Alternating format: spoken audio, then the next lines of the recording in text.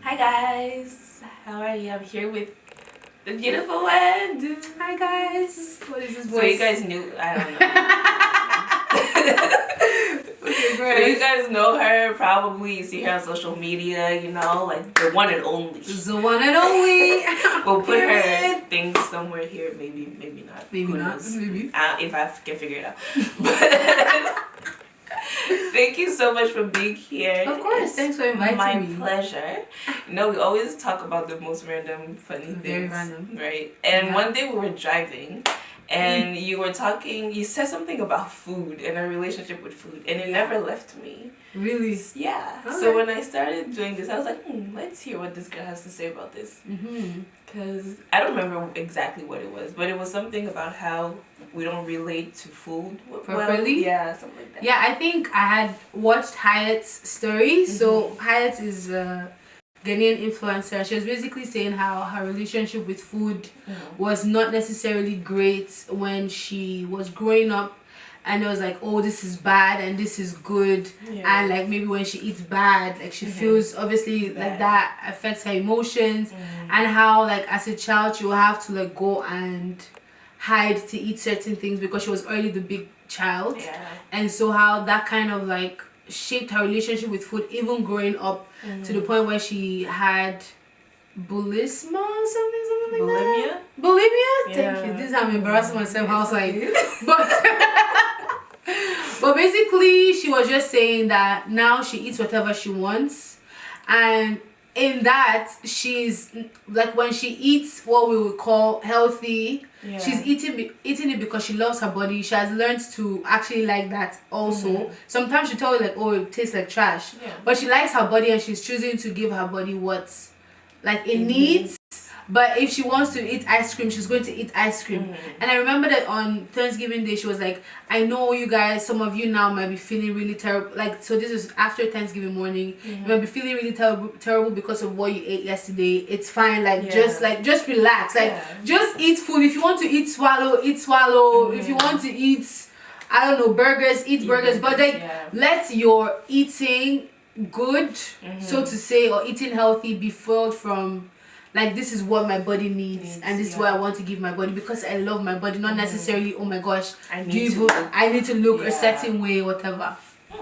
That's really interesting. Yeah, it was really interesting. I never really thought about it like that. That's true. And how like it just shaped a woman and obviously affected her mentally and affected her physically as well. Yeah. Crazy What's your stuff. experience with it? Do you want the short version or the long version? So the short version, I guess, in a way, I kind of experienced the same thing. Like I've always like struggled with my weight. My weight has always like kind of fluctuated up and down.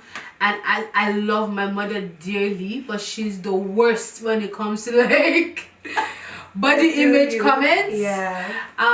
So I remember certain times where maybe it was times where I'd already added some weight and she would look at me eating something. She's like, so you're eating this one too.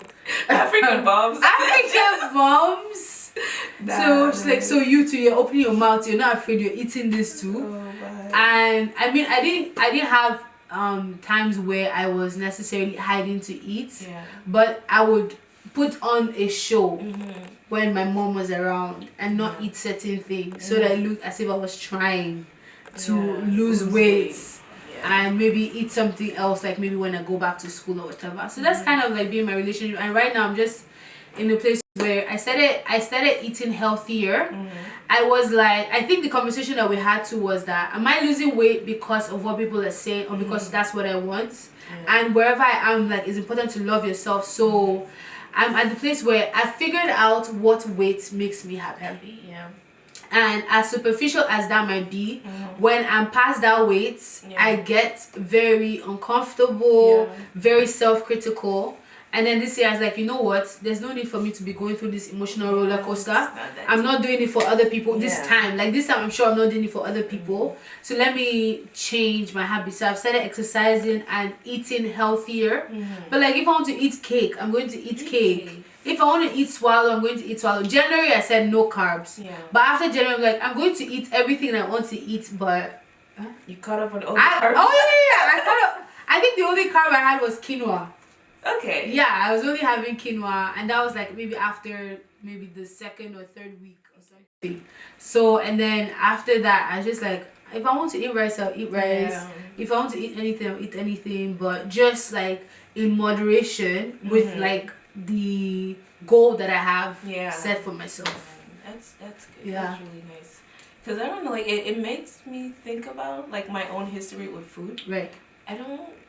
Honestly, I don't know why it's so hard for me to remember. Right. I don't know. I feel like it's somewhere back in my mind. The only thing that I know is like when I became a teenager, that was kind of different because I know like we moved at some point, like we changed countries, and it was really hard for me. And like I gained like 20 kg in like a year. And at that point, my mom was like, "Whoa, like okay, you know, like you're a bit too young to be weighing this."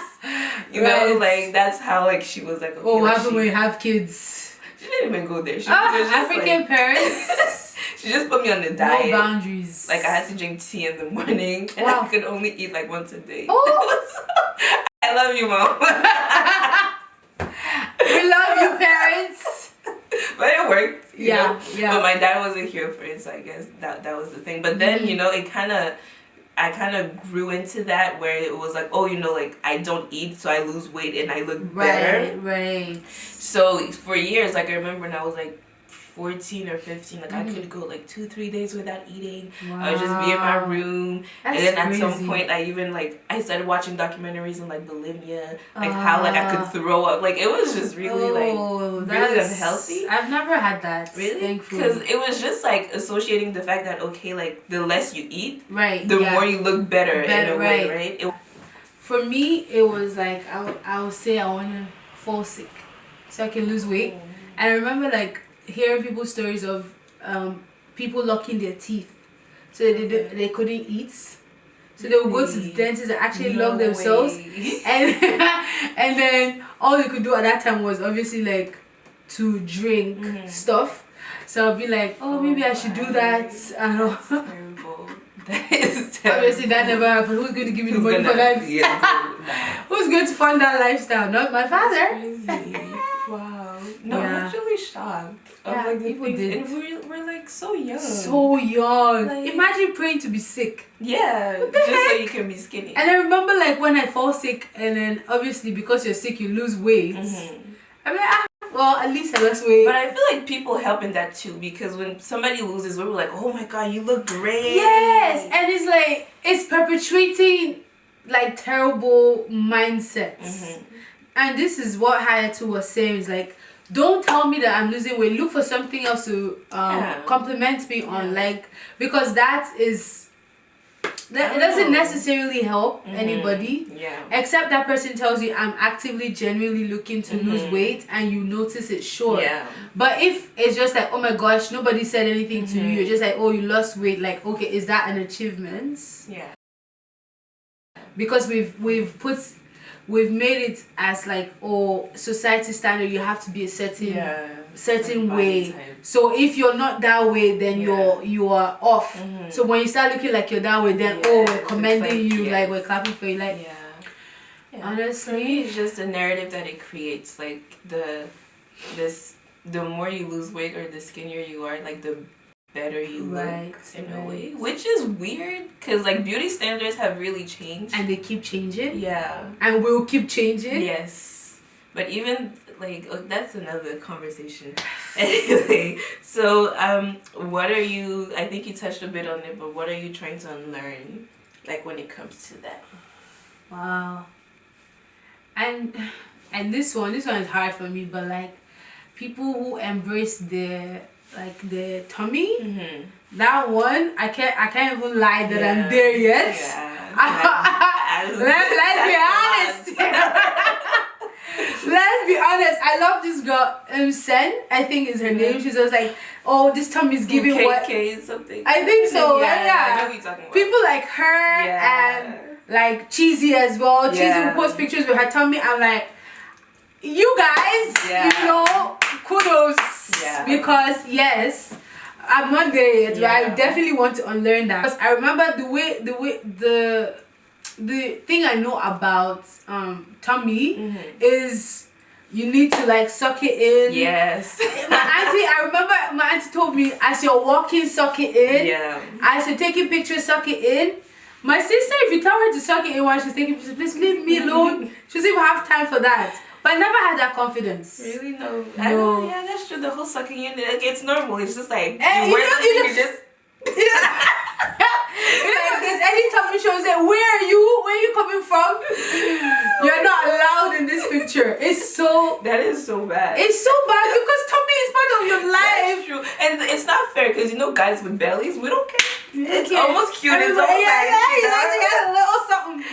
Wow, that is so true. Everything just boils down to the beauty standards and how we indirectly feed into it, or like that's the word, right? Yeah. So that tummy one is one that I want to learn. Like if I eat swallow, my tummy is going to come out. If I drink water, my tummy is going to come out. So should I not live? That's true. Everywhere, every day I'm sucking tummy. And then you look at it like you're not breathing. What is the meaning? It's tough. It's tough. Oh my god. Honestly, Africans, we need to do better. That's one thing that they don't have any boundaries whatsoever. They don't care. They don't care. They will call you so. And this in Africa, we call like the bigger people. Yeah. We call them like the fat one. For example. They call in Nigeria they call it orobo. I remember like people you haven't seen. Like maybe this was 2017 when I came here. I added a lot of weight. That was a tough time for me, guys, mentally. And these people like, orobo. What are you eating?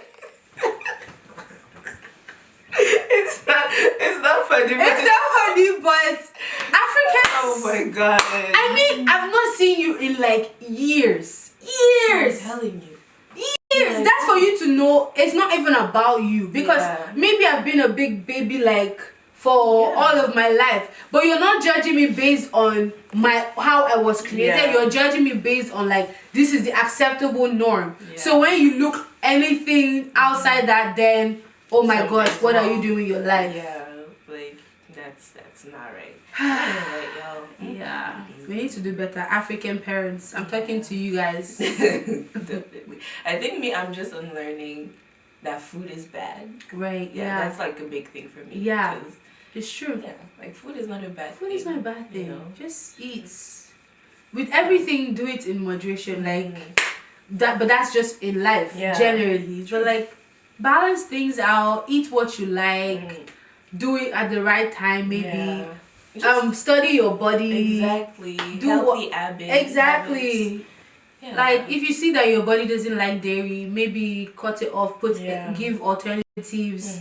Not that ice cream is bad or that cheese is bad, but your body doesn't like it. Like it doesn't react well. I mean, there's some things that are not good for your body, really and truly, and like just have sense with it. Exactly, because there's like body image and everything, but there's also like factual health stuff. True. You can't be eating McDonald's every day. Every day. Like sis. Think of your life. You know? Exactly. Think of your life, think of your future. Yes, exactly. Like it's part of it. Like, you know, if you want to get into it, like even just as being Christians. Yeah. That's one of the things we should do, you know, taking care of our your temple. Yeah, exactly. Yeah. So just be wise. Exactly. But don't do it because I have to fit a particular image, because some people are skinny and they're not healthy, and some people are like, you know, and even me, as I'm saying African parents, I have to call myself out because obviously I've been born into that, not just like the world beauty standards, but even the way Africans relate. I see someone who looks a certain way, like this one is fat too now, and I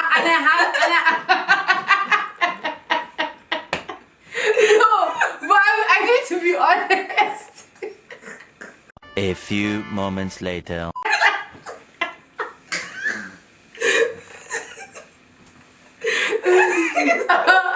Africans were hard to please, honestly. It's hard. It's hard. But no, I have to call myself out and be like, you can't be every day telling your mom, stop body shaming people, and you're doing the same thing. Like, You have to know what you want. You have to know what you want. Well, you know. Oh my days. But you know, like with Instagram and everything, I feel like a lot has changed. Mm-hmm. So now, like the typical body standard is like small waist, big hips, big boobs, skinny thighs. Like I don't know how they do it. You're asking for too much, by the way, but okay. They like thick girls, but a certain type. Certain not type. The one with the. Okay. Anyway, so how has that affected your body image, especially being active on Instagram? Honestly, I can't even lie. There's been times where I will use Facetune and put something, you know, I say, this one is showing too much there. Especially times when I've added weight. Yeah. And maybe like there's a nice pose, but it's just like too much fupa action happening. I'm like, I'm not like cheesy at this point in time. Yeah. I want to be like her one day. But I've like sometimes edited some of my pictures, especially in the past, this year not necessarily, but like even last year I did it, and it's sad that that's the reality. But it's just like, even aside from the whole body image type thing, even like the way people like to see makeup pictures. If you give them natural, everybody's like, looking at them like, what am I using this for? But you have to look so fake. Yes. And then I remember using one filter and taking a picture and posting it to Instagram, and everybody, big queen. And then I post like my regular, you know, everyday selfie, and people are like, and then like, and I'm like, you people are also the ones that like propagating this kind of terrible mindsets and body image things. And that's true. Honestly, it's affected me, but I cannot say it's affected me more than the ones that I hear in my house. For example, my favorite auntie. From my mother. Oh, my sister said I should be specific when I say family, so they will know that it's only one person. Yeah. Because in my last post I said my family. Yeah. So she's like, to keep calling me. It's not her. Yeah. I think that's kind of how it has affected me. Yeah. That's good. Well, has it affected you in any way? Like on the Instagram? You know, I'm new to Instagram, new-ish. So it's like, at first I was kind of just doing my thing, so I didn't care. Right. But like, when you start putting yourself out there, I feel like people all of a sudden have like opinions.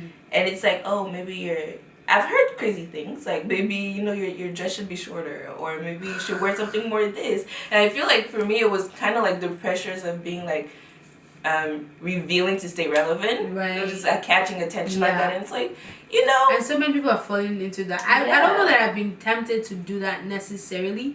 Maybe when I started going on Instagram, this was like how many years ago, I was also in that mindset of like, oh, let's show booty, or now if I'm posting a booty picture, I'm like, hey, have I lost my salvation? Jesus, I'm sorry. Jesus, I'm sorry in advance. Because I'm like, okay, I like this picture. I don't think it's necessarily doing anything bad, but people are going to read things into it. Yeah, that's the thing. That's the thing. Yeah, I think for me it is just like all about like grabbing the wrong type of attention. Facts. So it's like, okay, I'll wear a certain dress, and then okay, everybody's gonna be like, well, okay, you're hot, baby. Yeah, like, Esther got it, and it's like, okay, so what? And then, you know, I have a cute face too, like, it's okay. Exactly, like, so yeah, I think it was just breaking out of that. It's like, I don't have to do all of that. It's true. I think on the internet it's just necessary to be you. Yeah. And if you are seeing anything that, like, if you find that you go on someone's page and somehow your spirit just gets down, or you start comparing yourself, no matter how good that person is, and maybe that person is not terrible, just unfollow that person for your peace of mind. Maybe at that stage where you are, you're not mature enough to consume that kind of content mentally, and that's fine. So that you can stay authentic. I think is necessary, even though everybody is looking for a certain kind of thing. People also want people who are authentic. So like, if you want to do anything on social media, maybe you want to be an influencer, you want to be a content creator, finding ways to protect your authenticity is so important. If that means that you're unfollowing people, do that. If that means that you are maybe scrolling less on social media, do that. If that means that you have like a community that keeps you accountable, like okay, maybe you post something and someone's like this one there, this way you're going, like have that, like have people in your corner that you can send pictures to if you're not sure, you know, like do stuff like that. But just stay authentic. If it's getting too much for you, take a social media break, because honestly it's needed. Social media it can be intense. It can be intense. Sometimes you see people and you're like, this one has gone so far and I'm not there, and half the time it's a lie. It's a lie. People create, it's content creation. So it's really just all about being healthy, knowing what works for you, and like I said, just be realistic, you know, and setting goals. Because I find that when you do, like, when you take small steps towards your goal, like on a daily basis, like it feels better and it's more fun. You actually enjoy your process and stuff, like putting pressure on yourself so that, you know, I can have the 26-inch waist. Like, 26-inch waist is not for everybody. Not for me. Just be happy. Love yourself where you are. Love yourself through the journey of getting to where you want to be. Don't allow internet to pressure you. But honestly, honestly be happy. And be healthy, like you've been saying. Important. Be healthy. You want to be able to take care of your kids, run with them, play with them. That's if you want to have kids. Sorry for being assumptuous. And presumptuous is the word. I don't speak English. Yeah, me neither, clearly. So that was us. Thank you guys. Bye. Thanks for listening. Bye. This is Conversations with E. Woo! Thanks for having me. You're welcome. Always a pleasure. All right. Enjoy the rest of your day, guys. Bye. Peace.